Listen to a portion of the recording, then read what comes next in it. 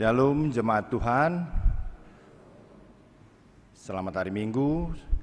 Sebelum kita memulai ibadah kita, marilah kita bersaat teduh sejenak agar ibadah kita boleh berkenan di hadapan Tuhan.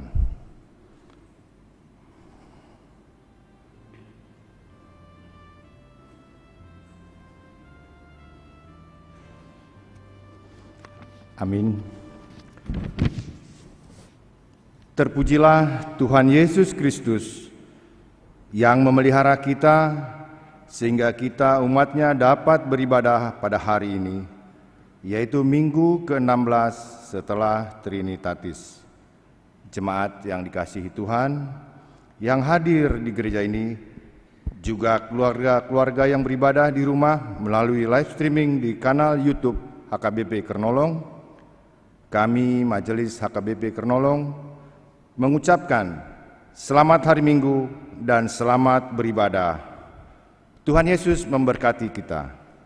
Selamat hari Minggu dan selamat melayani bagi seluruh majelis gereja HKBP Kernolong. Tuhan Yesus memberkati kita. Hari ini kita beribadah dalam Minggu ke-16 setelah Trinitatis, yaitu Ketritunggalan Allah, Bapa, Anak dan Roh Kudus. Topik kita minggu pada hari ini adalah hidup dalam didikan Tuhan. Dengarkanlah didikan, maka kamu menjadi bijak. Janganlah mengabaikannya. Hai anakku, janganlah engkau menolak didikan Tuhan, dan janganlah engkau bosan akan peringatannya, karena Tuhan memberi ajaran kepada yang dikasihinya, seperti seorang ayah kepada anak yang disayangi. Marilah kita memuliakan Allah dengan nyanyian Naing Pujioku Ho Jahuba.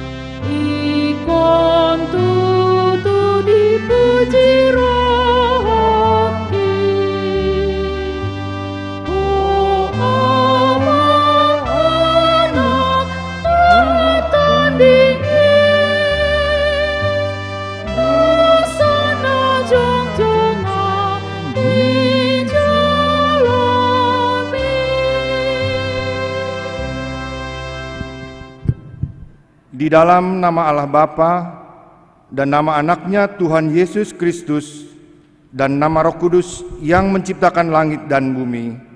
Amin. Sebab penderitaan ringan yang sekarang ini mengerjakan bagi kami kemuliaan kekal yang melebihi segala-galanya, jauh lebih besar daripada penderitaan kami.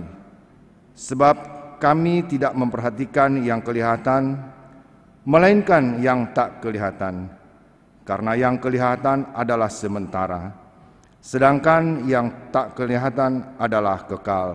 Haleluya. Haleluya.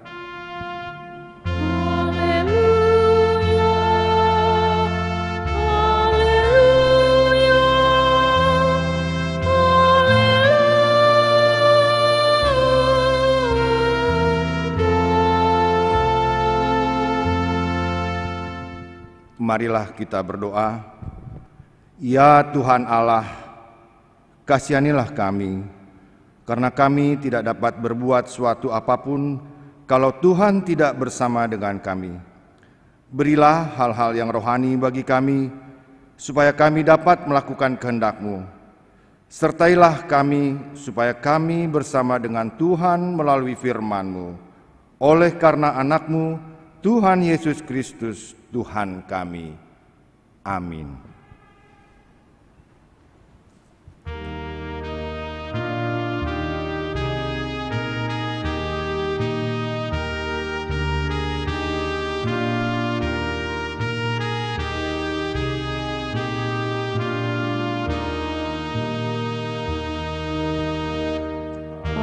Ajarlah kami selalu untuk memahami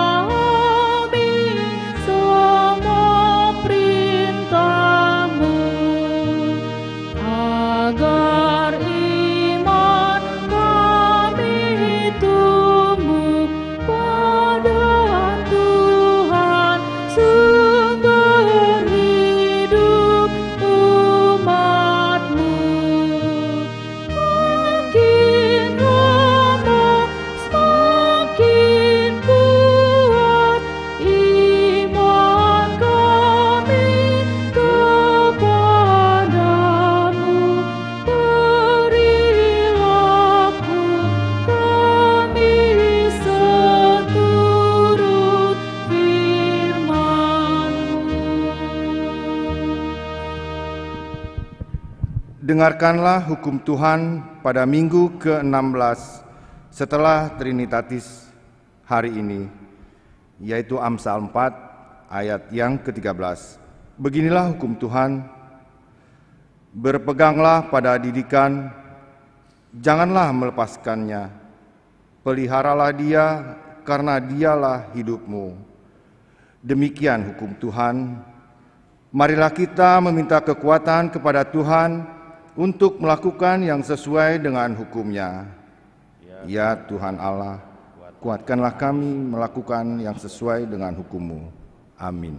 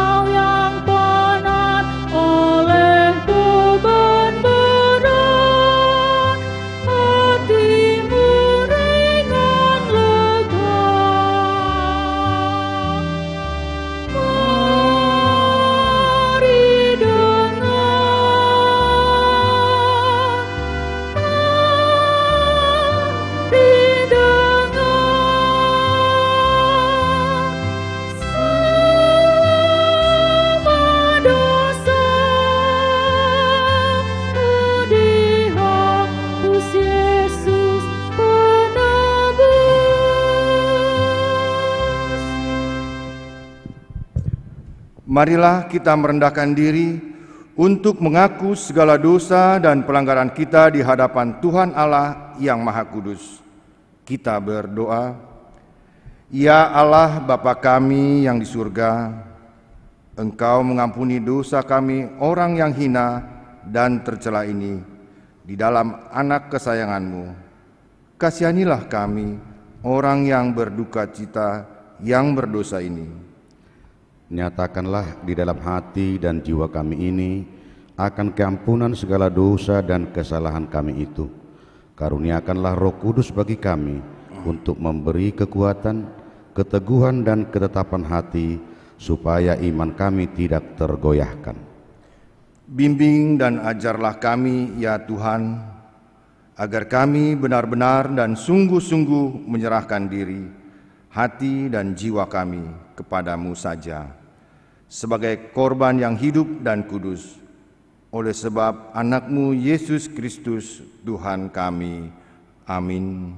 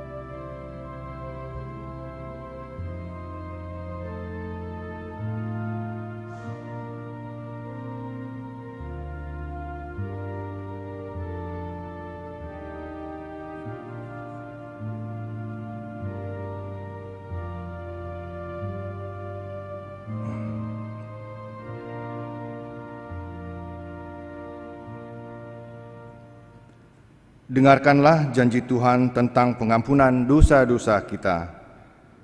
Kita mempunyai imam besar yang demikian, yang duduk di sebelah kanan tahta yang maha besar di surga. Karena itu, Ia sanggup menyelamatkan dengan sempurna semua orang yang oleh Dia datang kepada Allah. Sebab Ia hidup senantiasa untuk menjadi pengantara mereka. Kemuliaan bagi Allah di tempat yang maha tinggi. Amin.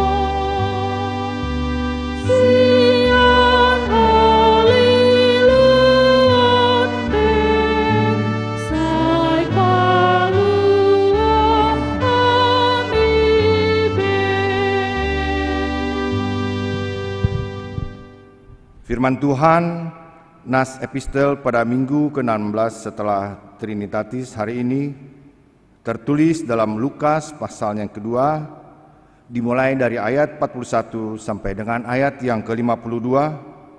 Marilah kita membacanya secara responsoria. Tiap-tiap tahun orang tua Yesus pergi ke Yerusalem pada hari raya Paskah. Ketika Yesus telah berumur 12 tahun, pergilah mereka ke Yerusalem seperti yang lazim pada hari raya itu.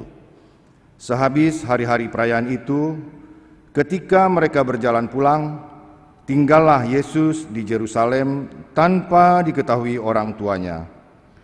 Karena mereka menyangka bahwa ia ada di antara orang-orang seperjalanan mereka, berjalanlah mereka sehari perjalanan jauhnya, lalu mencari dia di antara kaum keluarga dan kenalan mereka. Karena mereka tidak menemukan dia, kembalilah mereka ke Yerusalem sambil terus mencari dia. Sesudah 3 hari mereka menemukan dia dalam bait Allah. Ia sedang duduk di tengah-tengah alim ulama sambil mendengarkan mereka dan mengajukan pertanyaan-pertanyaan kepada mereka. Dan semua orang yang mendengar dia sangat heran akan kecerdasannya dan segala jawab yang diberikannya. Dan ketika orang tuanya melihat dia, terjenganglah mereka. Lalu kata ibunya kepadanya, "Nak, mengapakah engkau berbuat demikian terhadap kami? Bapakmu dan aku dengan cemas mencari engkau." Jawabnya kepada mereka, Mengapa kamu mencari aku? Tidakkah kamu tahu bahwa aku harus berada di dalam rumah Bapakku?" Tetapi mereka tidak mengerti apa yang dikatakannya kepada mereka.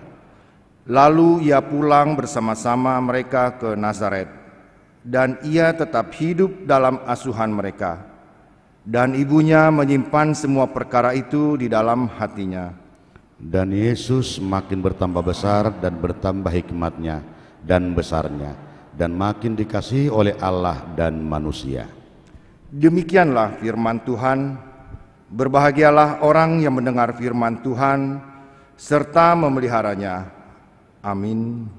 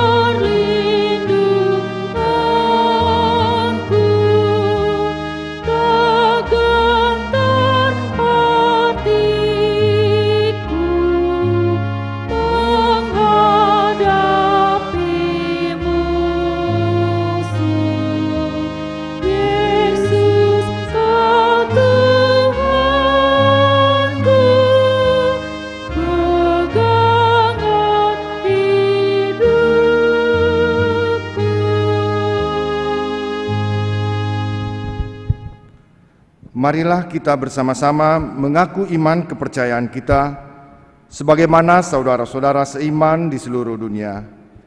Kita bersama-sama mengucapkannya.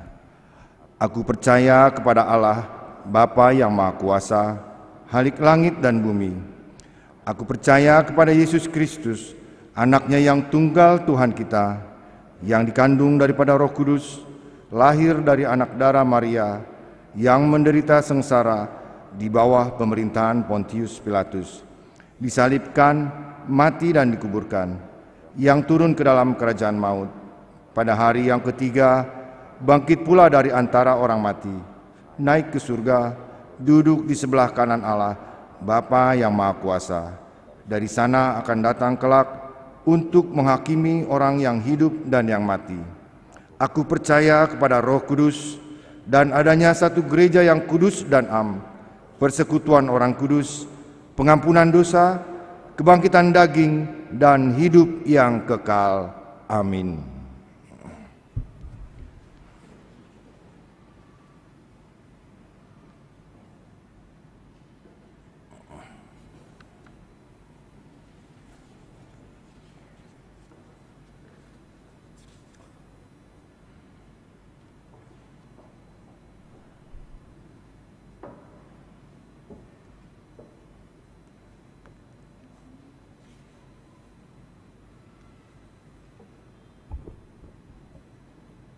Shalom, jemaat yang dikasihi Tuhan Yesus Kristus, baik yang berada di gedung gereja maupun yang berada di rumah, mengikuti live streaming kanal YouTube HKBP Kernolong. Marilah kita mendengarkan Warta Jemaat HKBP Kernolong, Minggu ke-16 setelah Trinitatis, tanggal 19 September 2021. Warta Jemaat ini dapat dibaca secara lengkap melalui WA Group Week dan Seksi, serta QR Code yang ada di hadapan kita masing-masing. Untuk itu, pembacaannya adalah pada hal-hal yang utama saja. Hari ini Minggu 19 September 2021 adalah Minggu ke-16 setelah Trinitatis, dengan topik Minggu, Ngolu di Bagasan Panogu-noguan Nidebata, atau hidup dalam didikan Tuhan. Ibadah dilakukan 2 kali, pada pukul 9.30 dan sore pukul 17. Guru sekolah minggu telah diterima sebagai warga jemaat dan sebagai guru sekolah minggu di HKBP Kernolong, yaitu Saudara Indra Satria Siburian, yang sebelumnya adalah warga jemaat HKBP Sinaksak Ebenezer, Resort Bongbongan, Distrik 5, Sumatera Timur. Setiap guru sekolah minggu akan diberikan surat keputusan dan akan dilantik pada waktu yang akan ditentukan kemudian. Tuhan Yesus memberkati pelayanannya. Tamu Huria. Pada hari ini tanggal 26 September 2021, pada ibadah pukul 9.30, warga pesona berbintang akan mengumandangkan lagu pujian dalam rangka kunjungan pelayanan mereka HKBP Kernolong. Tuhan Yesus memberkati. Rapat panitia ulang tahun. Panitia ulang tahun Stasiun 2 HKBP Kernolong, Pesta Kulon dan Rapat Pemberdayaan HKBP akan melaksanakan rapat pada hari ini, Minggu 19 September 2021 pukul 11.30, bertempat di ruang Sabana dengan agenda rapat, laporan perkembangan setiap sesi. Diharapkan agar segenap anggota panitia dapat menghadirinya.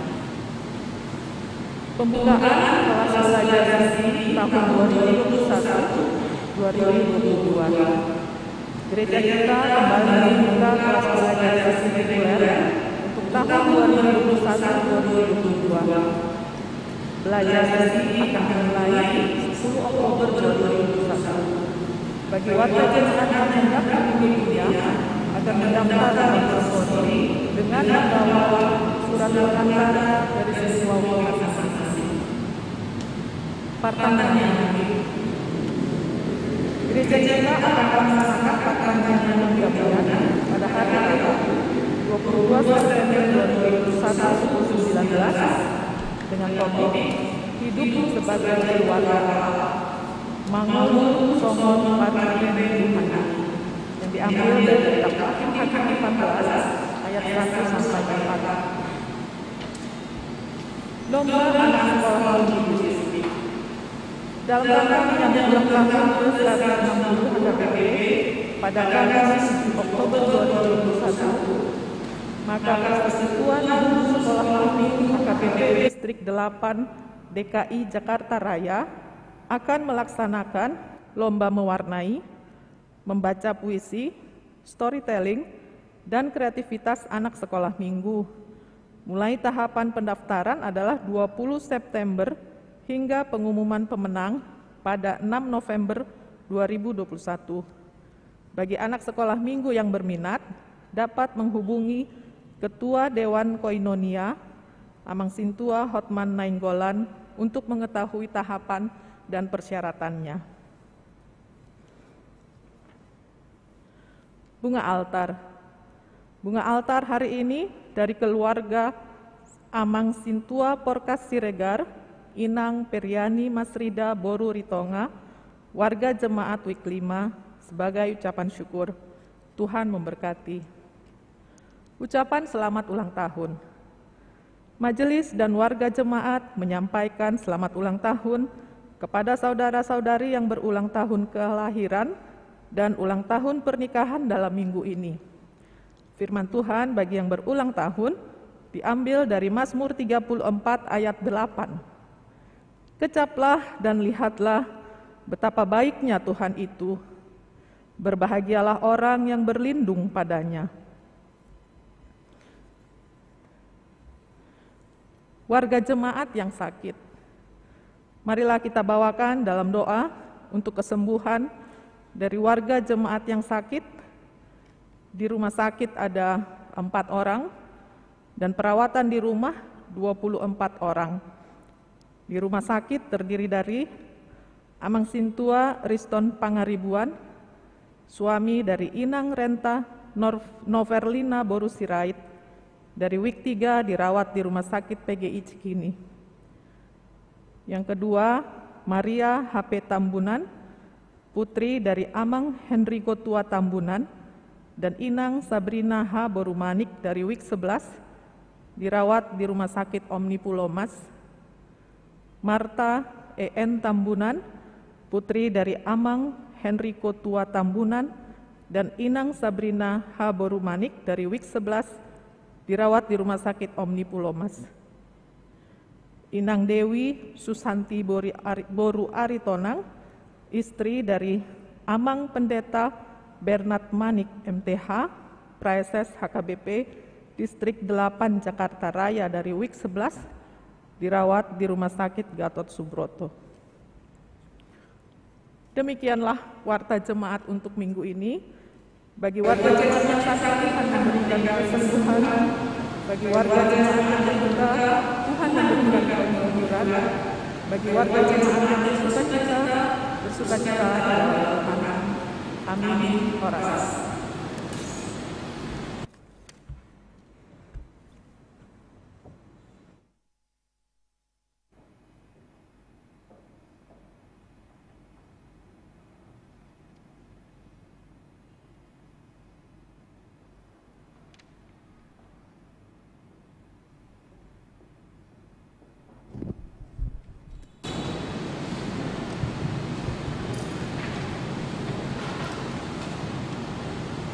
Kita persiapkan hati dan pikiran kita dengan firman Tuhan.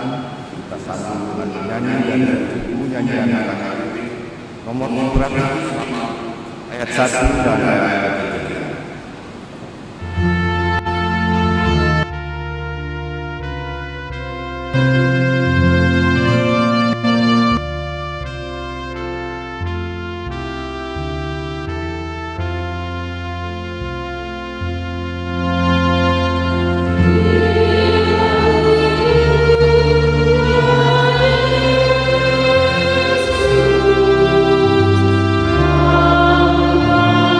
Amin.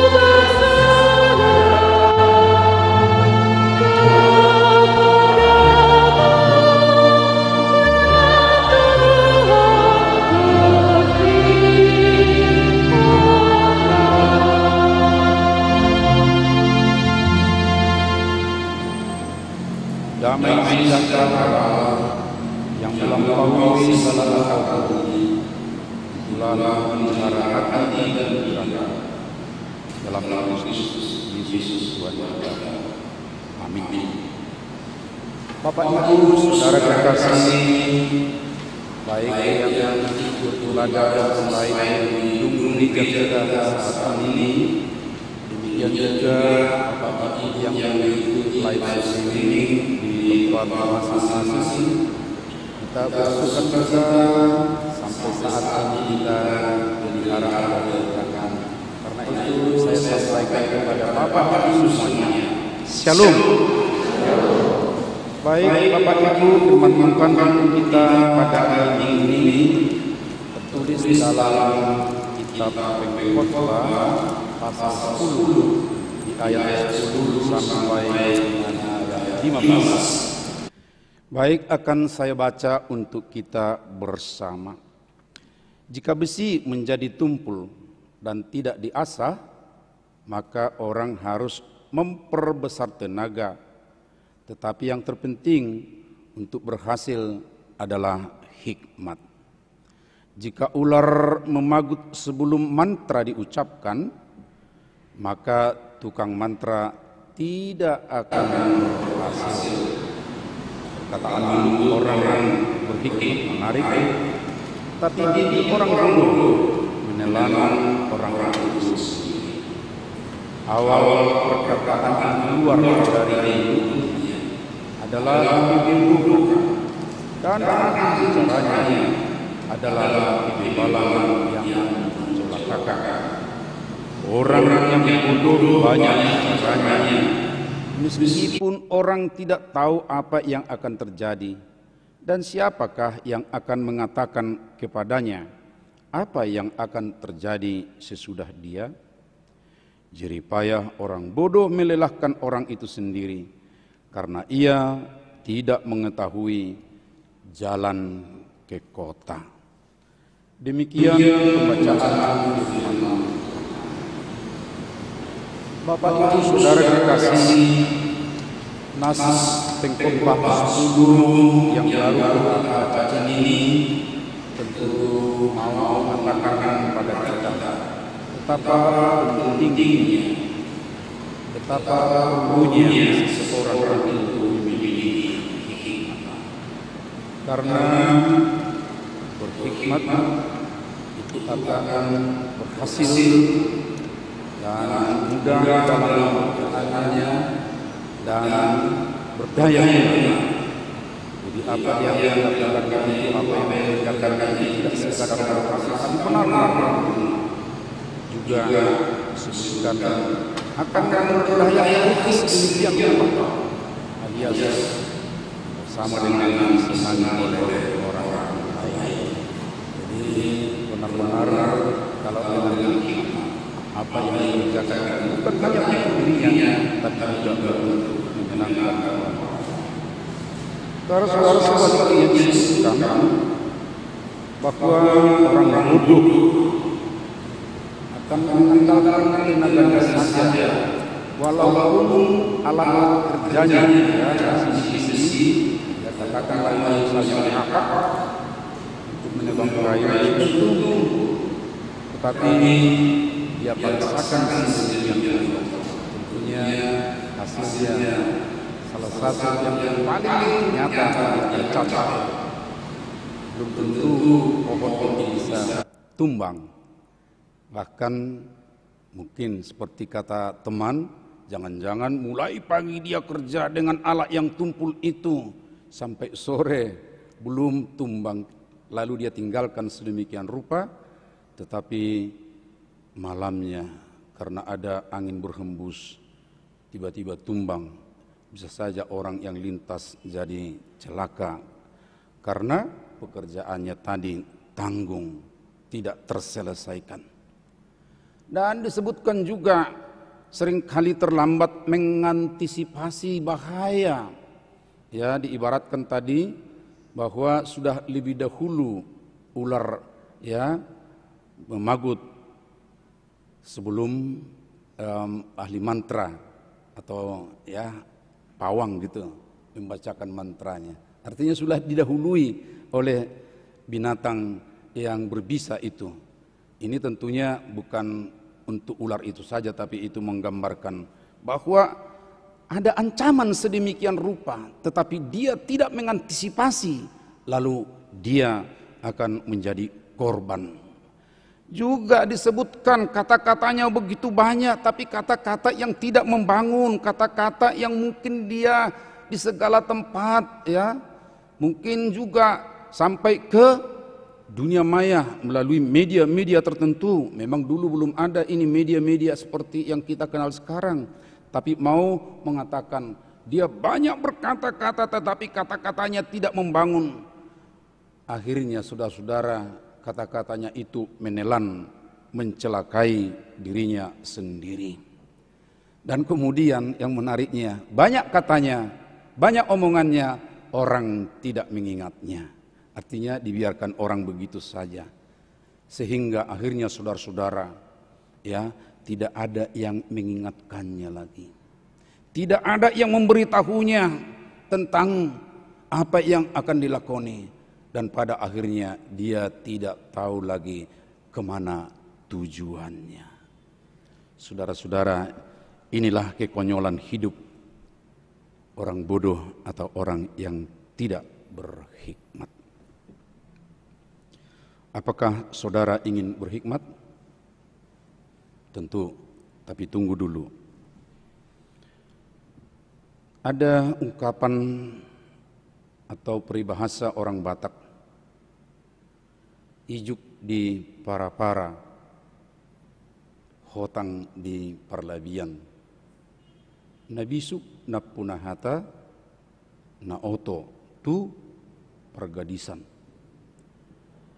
Ini adalah ungkapan yang sangat bermakna, Bapak Ibu Saudara, yang dikatakan tentunya bukan asal kata oleh nenek moyang kita, tapi itu adalah tentunya hampir sama seperti Amsal itu yang telah teruji, yang telah dilihat sebegitu panjang dalam perjalanan umat manusia. Ya, terjemahannya memang saya sulit sekali menerjemahkannya kalau terjemahan harafiah, tapi kira-kira terjemahan bebasnya, orang berhikmat, pemilik kata, pemilik ungkapan, pemilik situasi. Yang bodoh, ke penjualan saya juga kurang pasti bahasanya ini.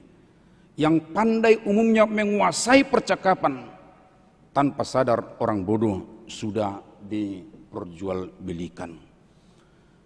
Saudara-saudara, pemahamannya itu kalau dia orang berhikmat napuna bisuk, ya, dia akan menguasai situasi, dia akan memiliki kemampuan untuk mengolah segala sesuatu dengan baik, dan tentunya itu akan menguntungkan. Tetapi orang yang tidak berhikmat itu akan membuat dia tanpa disadarinya menjadi orang yang dieksploiter atau mungkin juga menjadi korban, saudara-saudara.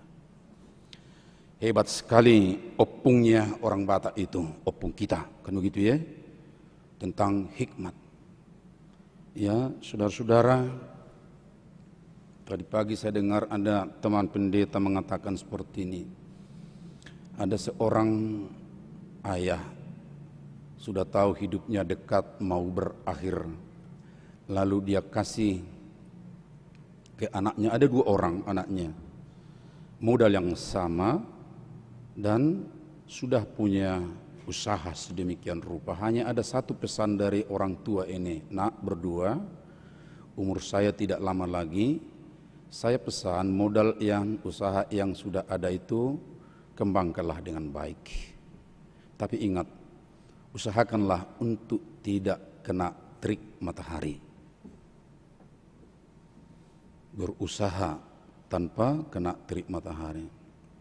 Lalu yang pertama berusaha sedemikian rupa setelah ayahnya meninggal, ayah mereka.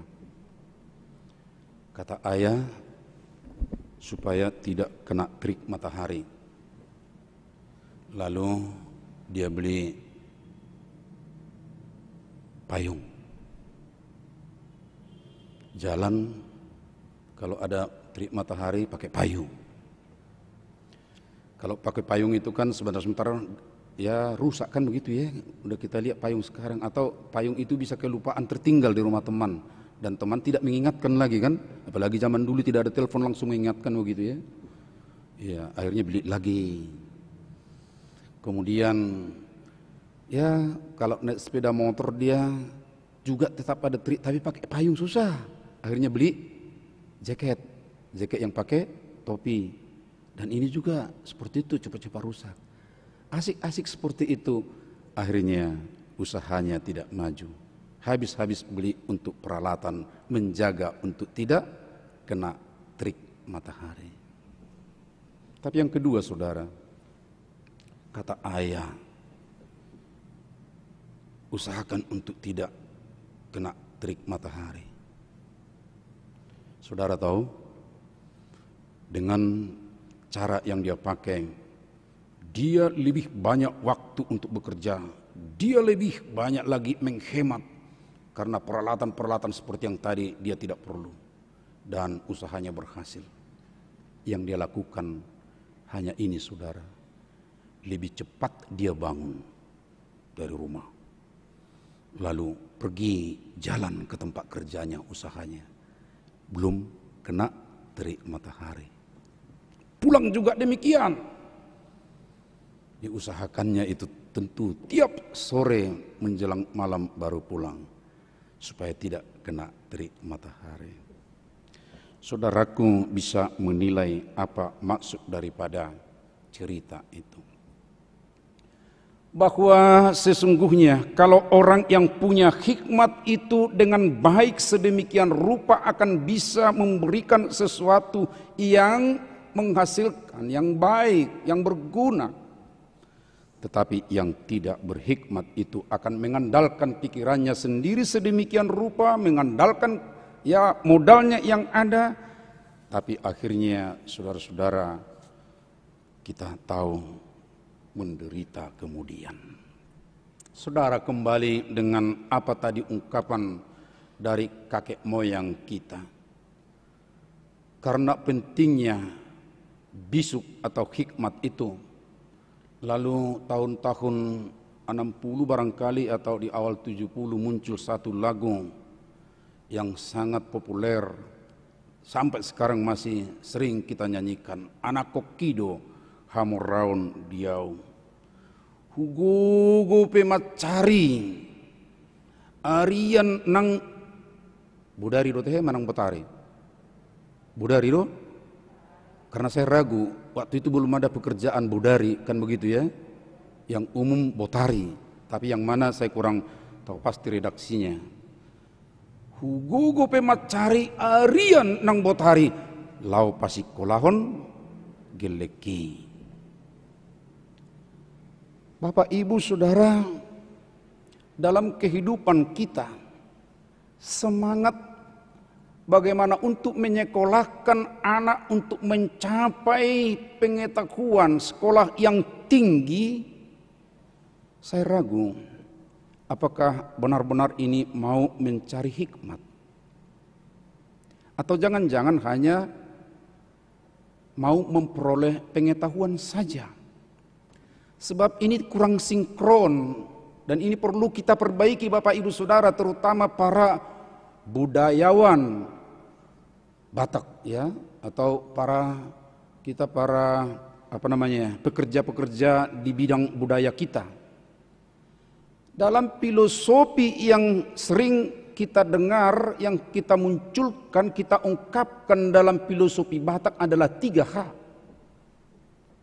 Dan 3H itu di situ tidak ada hikmat, karena hanya itu bahasa Batak itu. Bahasa Bataknya hikmat tadi bisuk. 3H itu adalah hagabeon, itu adalah anak, itu adalah boru.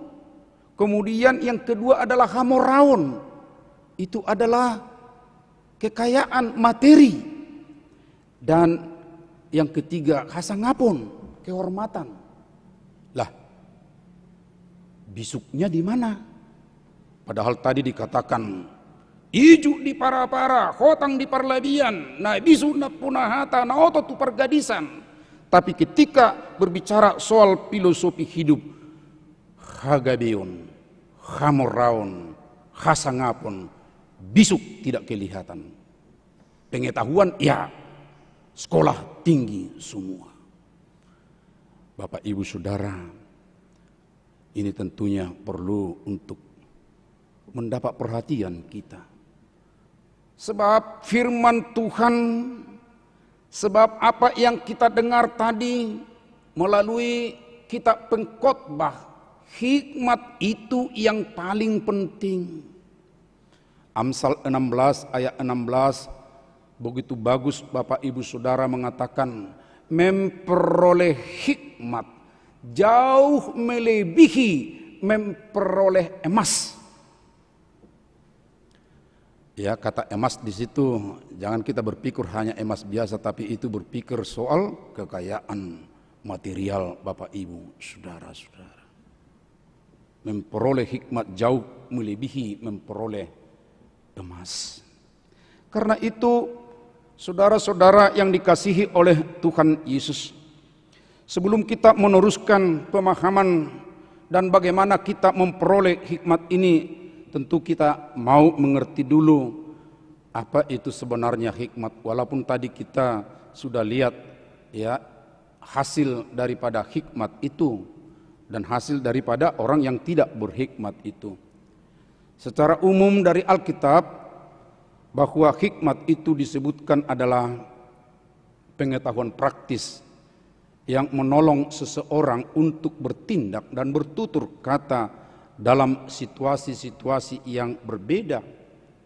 Dan hikmat itu adalah hikmat milik Allah yang utuh, mutlak, mencakup sempurna, diberikan sebagai kelengkapan kehidupan orang percaya untuk boleh melakukan tugas kerjanya di tengah dunia. Karena itu saudara-saudara, ya, hikmat yang dari Tuhan ini kita harus catat ya, itu benar-benar adalah dari Tuhan sedemikian rupa menolong kita untuk boleh melakukan tugas dengan baik di tengah-tengah kehidupan. Dan 3 aspek daripada hikmat itu ada ya pengetahuannya, ada di situ kecerdasannya ataupun keahliannya, demikian juga ada seninya, ya tadi menarik sedemikian rupa, tapi juga tentunya menyangkut moral atau etika. 3 aspek ini harus tampak dari hikmat tersebut. Oleh karena itu Bapak Ibu Saudara, bahwa dengan hikmat itu akan banyak boleh terselesaikan di tengah-tengah perjalanan hidup seseorang percaya. Dan karena itu tentunya akan muncul dalam pikiran kita, kalau kita berbicara soal hikmat Allah, apakah ada hikmat yang lain? Tentu Alkitab juga berkata tentang itu. Yakobus yang begitu jelas menyebutkannya di pasal 3 dari ayat 13 sampai 18, dia membedakan ya hikmat duniawi. Hikmat duniawi itu juga disamakan dari nafsu manusia, juga dari setan-setan. Ya, jadi hikmat duniawi dari nafsu manusia muncul dari sini, kemudian dari setan-setan. Ciri-cirinya disebutkan ada perasaan iri hati, ada mementingkan diri sendiri, egonya tentunya tinggi, lalu memegahkan diri, ya, sombong, berdusta, ya, kemudian melawan kebenaran, tidak peduli hukum, tidak peduli aturan-aturan, ya, bahkan disengaja, dan kekacauan serta segala perbuatan jahat. Itu disebutkan oleh Yakobus, hikmat dari dunia. Beda hikmat dari atas yang mengatakan hikmat dari Tuhan, bahwa hikmat itu adalah murni, pendamai, peramah, penurut, penuh belas kasihan, kelemah lembutan, dan buah-buah yang baik, tidak memihak, tidak munafik, dan menghasilkan kebenaran dan damai sejahtera. Saudara-saudara, kita sudah bisa membedakan sekarang mana hikmat daripada Tuhan atau hikmat dari atas dengan hikmat dari dunia. Dan tentunya saudara-saudara, kita tentu kembali tadi ke pertanyaan itu, apakah saudara membutuhkan hikmat? Ya. Tapi tetap juga kita harus berhati-hati saudara-saudara. Sebab hikmat yang kita butuhkan bukan sembarang hikmat. Kalau hikmat dari Tuhan itu sangat bagus, dan karena itulah Tuhan banyak memberi petunjuk kepada kita bagaimana kita supaya mendapat hikmat yang daripadanya. Ada buku Amsal, ada buku Mazmur, ada buku pengkhotbah ini kebanyakan membicarakan itu supaya kita tahu hikmat dari Tuhan. Bukan hanya itu, Rasul Paulus juga ya menuliskan soal hikmat dalam 1 Korintus misalnya, Yakobus yang tadi. Saudara, apakah saudara masih kekurangan hikmat? Ya, Yakobus juga mengatakan mintalah kepada Tuhan. Tetapi ketika kamu memintanya, kamu harus meminta benar-benar di dalam iman, memintanya di dalam iman, dan tidak boleh dengan kebimbangan atau mendua hati.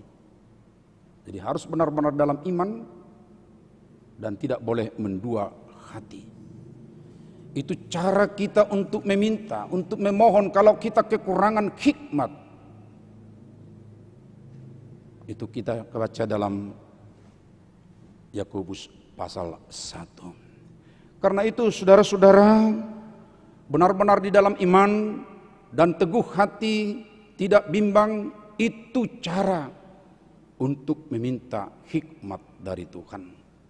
Jangan meminta dalam kebutuhan sesaat saja, atau kebutuhan hanya karena memegang suatu jabatan saja atau kesempatan saja. Itu memang perlu, tapi jangan hanya itu. Sebab kenapa? Bapak Ibu tentu tahu Raja Salomo. Kita bangga setiap kali membicara hikmat, kita katakan wah, seperti Salomo lah. Tuhan kan mengatakan ketika dia mau memegang pemerintahan Israel, mintalah apa yang akan kuberikan kepadamu. Lalu dia meminta, berikanlah aku hikmat untuk memerintah bangsa ini. Bangsa yang dia juga tahu bangsa itu bebal, bangsa itu besar. Lalu Tuhan memberikan hikmat kepadanya. Wah, kita bangga juga menceritakan, kan hebat hikmatnya Raja Salomo. Ya, pertama-tama ditunjukkan ketika mengadili perebutan bayi oleh 2 ibu yang baru melahirkan. Saat itu kita tahu semua mengacungi jempol. Wah, hebat Raja Salomo punya hikmat. Lalu kedengaran ke bangsa-bangsa yang lain. Bukan hanya itu, ada banyak lagi yang dia kerjakan. 3.000 Amsal, 1.005 nyanyian. Dia gubah sedemikian rupa, macam-macam saudara-saudaraku.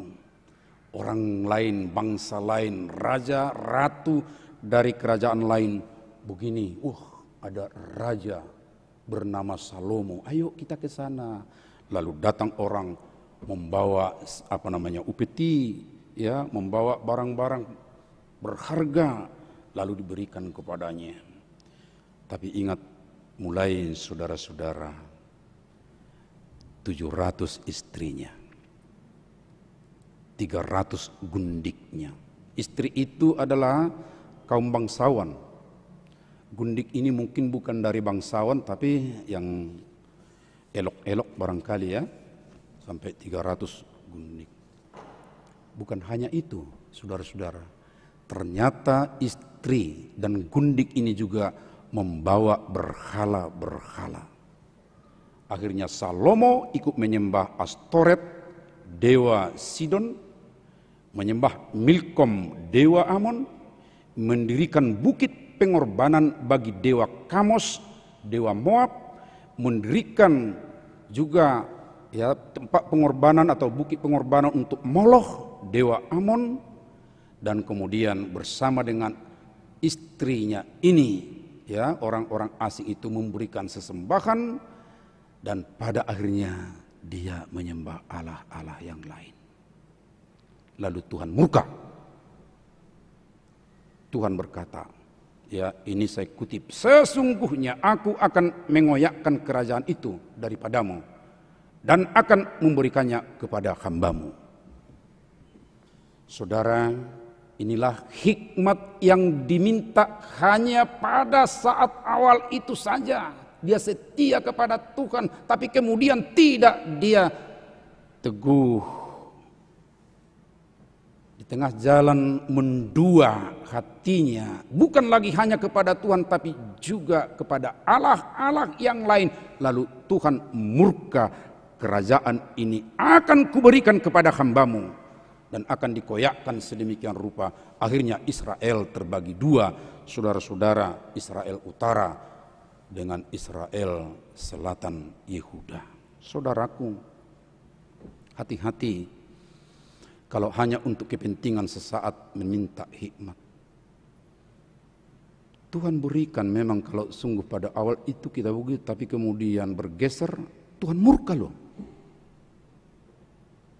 Karena itu sekarang Bapak Ibu Saudara yang sudah punya hikmat, punya jabatan, punya kesempatan diberi oleh Tuhan melalui pemerintah, ada kesempatan memegang suatu jabatan atau dimanapun kita berada di tengah masyarakat, tetap minta hikmat kepada Tuhan dan tetap terpelihara hubungan dengan Tuhan, jangan tergoda dengan ilah-ilah yang lain, menduakan Tuhan menjadi mendua hatinya.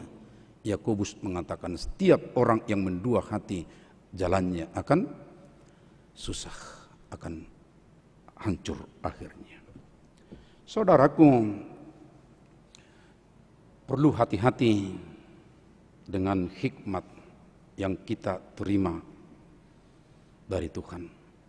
Dan untuk memelihara dan untuk menanamkan supaya hikmat itu benar-benar berakar teguh di dalam Tuhan. Memang sebaiknya itu kita mulai sejak masa kecil. Dan itulah yang disebutkan melalui epistel yang kita telah baca tentang kehidupan awal Tuhan Yesus dalam satu keluarga yang saleh, yaitu Yusuf dan Maria. Sebelum mereka menjadi suami istri, disebutkan Yusuf itu adalah orang saleh. Sehingga ketika mereka bertunangan, lalu Maria sedemikian rupa hamil oleh Roh Kudus, kita tahu ya pemberitaan Alkitab. Tapi bagi Yusuf, wah, kok bisa begitu? Saya tidak ada apa-apain. Tapi di sisi lain sebagai orang saleh tidak mungkin mempermalukan orang, tidak mungkin mempermalukan Maria. Biar aja begitu. Tapi saudara, ketika dia tenang seperti itu, tidak memutuskan sesuatu yang membuat mempermalukan Maria, lalu Tuhan datang, malaikat berbicara, kemudian dia dengar. Setelah dia dengar, dia tetap mau untuk menikah dengan Maria. Bapak Ibu, dan ini yang penting, ada pergumulanmu, ada kesulitanmu, ada sesuatu yang mungkin bagimu itu sangat berbeda, itu mungkin sesuatu yang sulit. Tunggu, jangan terus cepat bertindak gegabah, tapi dengar dulu suara Tuhan. Suara Tuhan akan memberikan jawaban yang baik. Saudara-saudara, ada dua murid Yesus yang kita tahu tertulis dalam Alkitab, menonjol ya tentang mereka, yaitu Yudas dan Petrus. Dua-duanya ya orang dekat dengan Yesus, karena kita tahu Yudas itu adalah bendahara, pasti dekat dengan gurunya. Kemudian Petrus itu adalah seorang yang berani, ya, selalu dekat. Kalau misalnya ada sesuatu, dia yang depan. Ya. Tapi orang yang dekat ini dua-dua punya kesalahan masing-masing. Yudas dengan menjualnya Yesus gurunya. Lalu Petrus juga kita tahu menyangkal gurunya sedemikian rupa. Sama-sama salah. Lalu apa bedanya kemudian antara Yudas dengan Petrus? Yudas ketika melihat bahwa Yesus benar-benar akan dihukum dan mati, lalu dia putus asa mengambil tindakan bunuh diri. Petrus ketika menyangkal dia tahu dia bersalah. Ya, setelah dia menyangkal dia salah. Apalagi setelah dia ingat kokok ayam itu. Lalu kemudian dia tenang. Yesus bangkit kemudian. Dia tenang. Tapi kemudian Yesus mengatakan, ya, sampai 3 kali Yesus mengingatkan Petrus bagaimana kasihnya kepada Yesus, dan dia jawab, engkau tahu aku mengasihimu. Yudas yang gegabah putus asa akhirnya mengakhiri hidupnya sendiri, saudara-saudaraku. Tapi Petrus yang kemudian sadar akan kesalahannya dengan tenang mau mendengar Yesus, kemudian Petrus menjadi orang yang besar dalam pemberitaan Injil, saudara-saudara. Itu salah satu orang saleh itu seperti Yusuf. Kemudian keluarga Yusuf Maria ini kita tahu kesalehan mereka. Mereka itu setia, menaati pemerintah, menjalani dari Nazaret sampai ke Bethlehem, sudah hamil tua Ibu Maria, kan begitu ya? Sedemikian rupa hanya karena sensus yang diadakan oleh pemerintah pada waktu itu. Kemudian melahirkan di Bethlehem. 8 hari Yesus disunatkan sesuai dengan peraturan keyahudian. 33 hari kemudian diserahkan ke bait Allah. Itu kebiasaan mereka. Tapi kemudian kita tahu juga karena ada perintah dari Herodes untuk membunuh anak laki-laki di bawah 2 tahun, akhirnya Yusuf Maria juga harus pindah ke Mesir. Sedemikian rupa capek, saudara-saudara, tapi tetap mereka orang yang saleh akan anaknya mereka didik, mereka bawa, mereka selamatkan sedemikian rupa. Lalu kemudian kita tahu mereka tiap-tiap tahun pergi ke Bethlehem mengikuti kebiasaan karena ada ketentuan 3 kali setahun, ya, setiap kepala keluarga harus ikut di Bethlehem. Tapi ini ikut juga Maria yang tentunya ikut suami yang baik. Lalu kemudian umur 12 anaknya yaitu Yesus dibawa juga. Dan itulah yang kita dengar tadi. Ternyata dari hasil didikan mereka sedemikian rupa di dalam ajaran Tuhan, Yesus berbicara, bertanya jawab dengan alim ulama. Dan alim ulama juga terkaget-kaget sedemikian rupa. Dan kita dengar tadi kemudian, ya, setelah mereka ajak pulang sedemikian rupa, lalu diberitahukan kepada kita, Yesus makin bertambah besar dan bertambah hikmatnya dan besarnya, dan makin dikasihi oleh Allah dan manusia. Bertambah besar. Tapi bukan sekadar besar, Bapak Ibu Saudara. Unak songon na di hutanami na julu. Waro sucoki inorban asal mesi hosanai katanya. Ya, asal mengulu katanya. Memang anggoholan asal mengulu doh. Inne sarupani, ya. Arung musedo sebalik nanti meno itu ahmi deh belgata nomor do inna deh. Jadi unang menyasongoni dah. Tapi di sini bertambah besar, hikmatnya juga bertambah. Karena dididik dalam keluarga yang saleh, dididik dalam ajaran Tuhan, lalu dia bertumbuh juga dalam hikmat dan dikasihi Allah serta dikasihi oleh manusia. Bapak, Ibu, Saudara, siapa yang rindu akan hikmat? Firman Tuhan tadi telah berkata, mintalah dari Tuhan. Ya, untuk kita. Tetapi untuk menumbuhkan itu lebih baik lagi, semakin kuat dan berakar, itu harus kita mulai dari keluarga. Dari kesalehan kita sebagai orang tua, mengajarkan ajaran kepada anak-anak kita. Ini yang diajarkan oleh Tuhan dalam Alkitab. Ulangan 6 ayat 4 ayat 9 pasti kita tahu walaupun kita tidak hafal letter late, tapi di situ diajarkan, hai Israel, hai orang percaya, kasihilah Tuhan Allahmu, Tuhan itu Esa, dan ajarkanlah itu kepada anakmu. Ya, Amang Inang, kalau ini saya baca, ya, harus engkau mengajarkannya berulang-ulang. Tidak cukup sekali, kepada anak-anakmu. Dan membicarakannya apabila engkau duduk di rumahmu, apabila engkau sedang dalam perjalanan, apabila engkau berbaring, dan apabila engkau bangun. Ini artinya setiap saat kita harus membicarakan firman Tuhan, membicarakan ajaran Tuhan kepada anak kita itu, supaya bertumbuh fisiknya, tapi bertumbuh hikmatnya. Lalu dikasihi oleh Tuhan dan dikasihi oleh sesama manusia.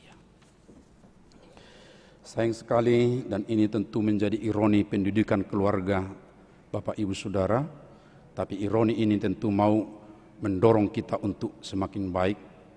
Hari Jumat kita mengadakan webinar penginjilan yang dituan rumahi oleh Dewan Marturia kita, ya, dan terbuka untuk semua. Dan saudara-saudara kami yang mungkin yang hadir saat ini belum terdaftar warga jemaat kita, ya, bisa menghubungi Sintua kita supaya kita mendapat kesempatan dapat link untuk Zoom, ya, kegiatan-kegiatan baik webinar ataupun pertanyaan seperti ini. Tapi saya mau sampaikan, pada webinar itu ditampilkan penelitian nasional tentang kebutuhan rohani anak.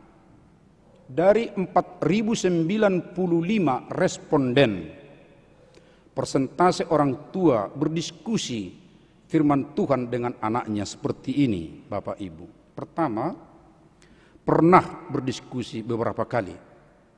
Persentasenya sangat tinggi, 47,8. Kemudian yang kedua, pernah berdiskusi dan sering. Persentasenya hanya 22,8%. Kemudian yang ketiga tidak pernah, 19,1%. Pernah satu kali, 8,7%. Tidak menjawab, 1,5%. Perhatikan Bapak Ibu, pernah dan sering dalam keluarga mendiskusikan firman Tuhan, mendiskusikan ajaran Tuhan, 22,8% saja. Itu berarti 77,2% kurang memperhatikan, membicarakan, mengajarkan berulang-ulang firman Tuhan dalam keluarga.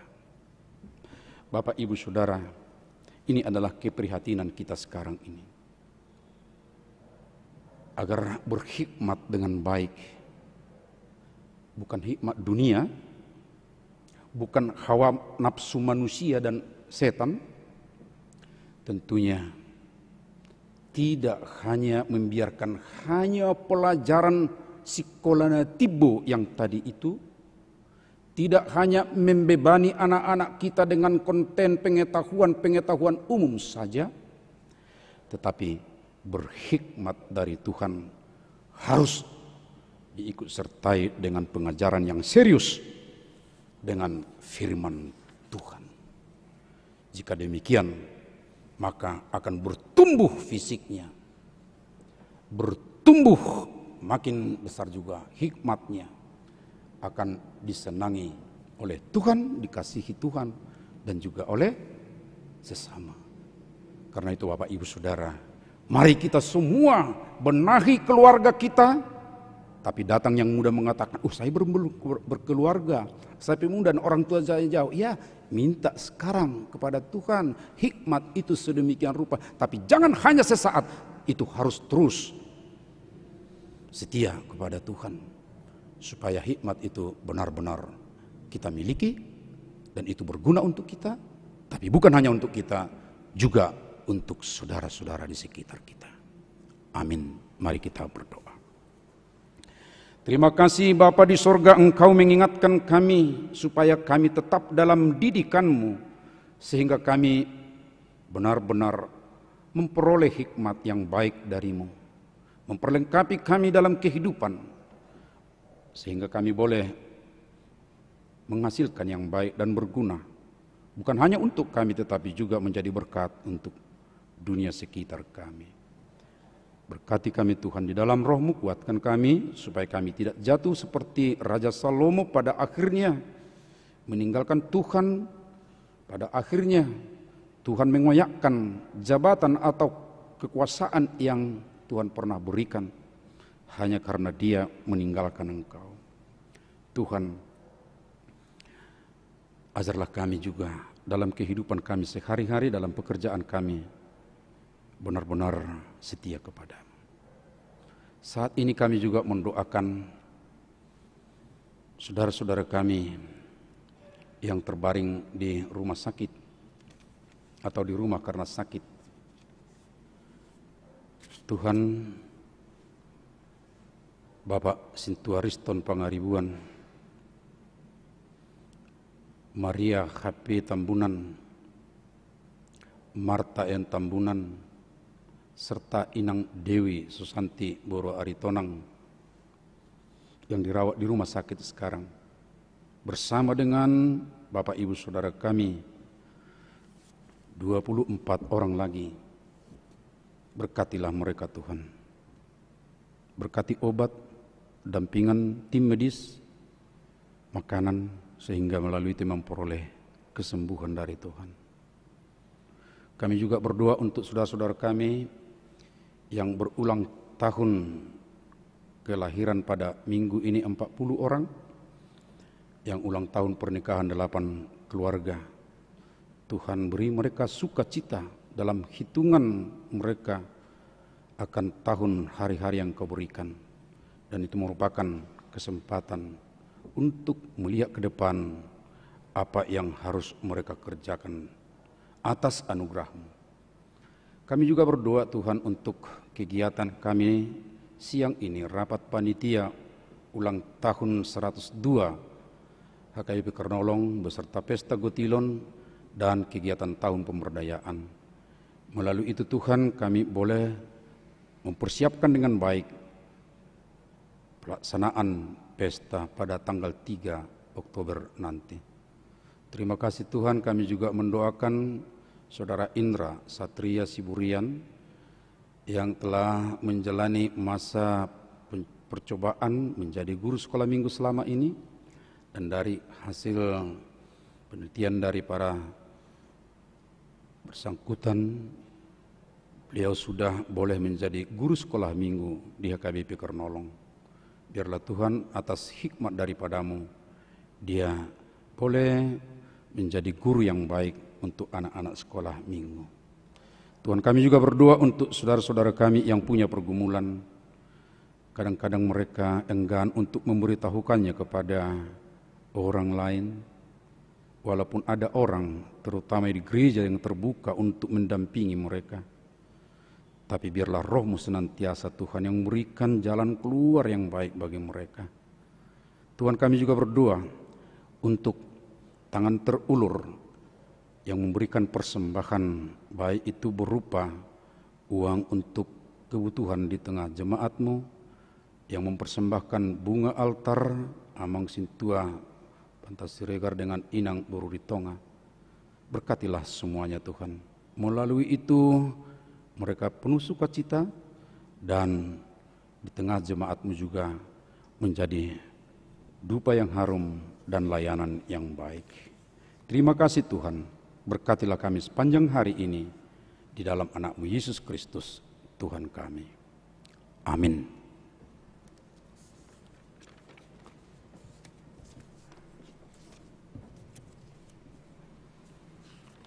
Mari kita menyerahkan persembahan kita, kantong pertama A, B, dan kedua. Seraya kita menyanyikan semua umat Tuhan.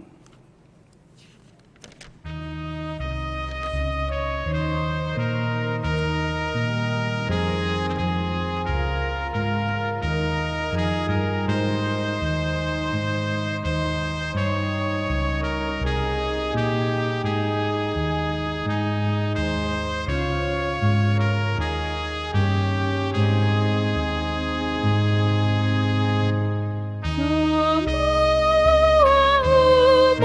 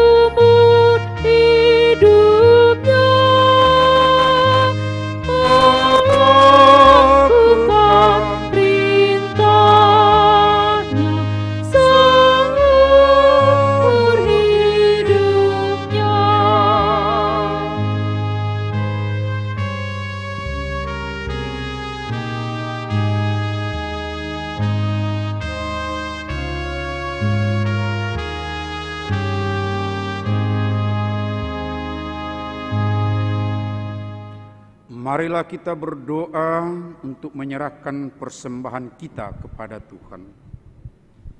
Ya Allah Bapa kami yang di sorga, kami mengaku bahwa Tuhan adalah sumber dari segala karunia yang melimpah dalam kehidupan kami masing-masing. Sebagian daripada karunia itu kami serahkan kembali sebagai persembahan kepada Tuhan. Terimalah dan berkatilah persembahan umat-Mu ini, agar dapat kami pergunakan untuk pekerjaan dan pelayanan kerajaan Tuhan di dunia ini. Bukalah hati kami untuk mengenal betapa banyak berkat dan karunia yang kami peroleh dari Tuhan, supaya kami senantiasa bersyukur kepadamu. Di dalam nama Yesus Kristus Tuhan kami. Amin. Tuhan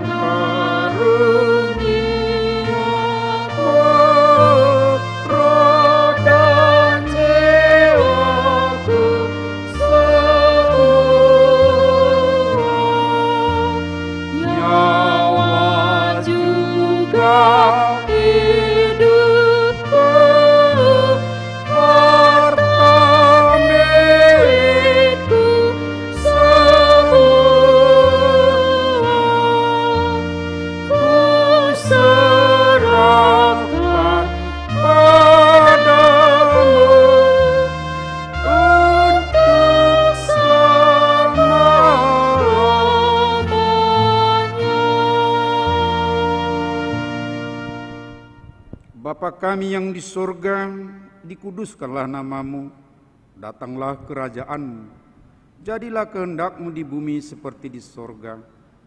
Berikanlah kami pada hari ini makanan kami yang secukupnya, dan ampunilah kami akan kesalahan kami, seperti kami juga telah mengampuni orang yang bersalah kepada kami.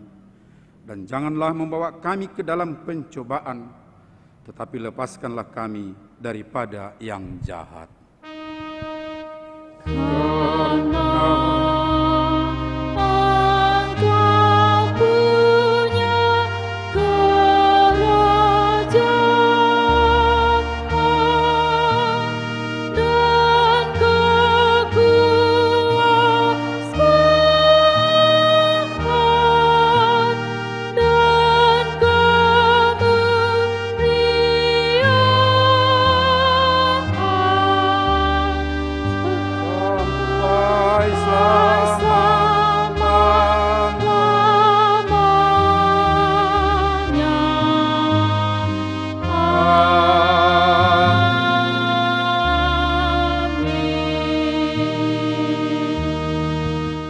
Pulanglah dalam sejahtera dan terimalah berkat Tuhan. Tuhan memberkati engkau dan melindungi engkau. Tuhan menyinari engkau dengan wajah-Nya dan memberi engkau kasih karunia. Tuhan menghadapkan wajah-Nya kepadamu dan memberi engkau damai sejahtera.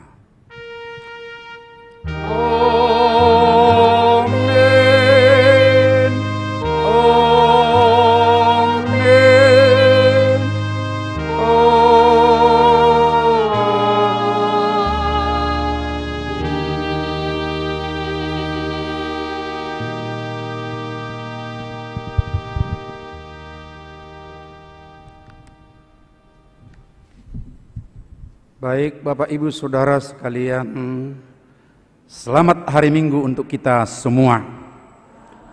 Bagi saudara-saudara kami yang ingin menjadi anggota jemaat kita di sini, silakan menghubungi kami pada saat setelah keluar ibadah di kantor. Tuhan memberkati kita semua.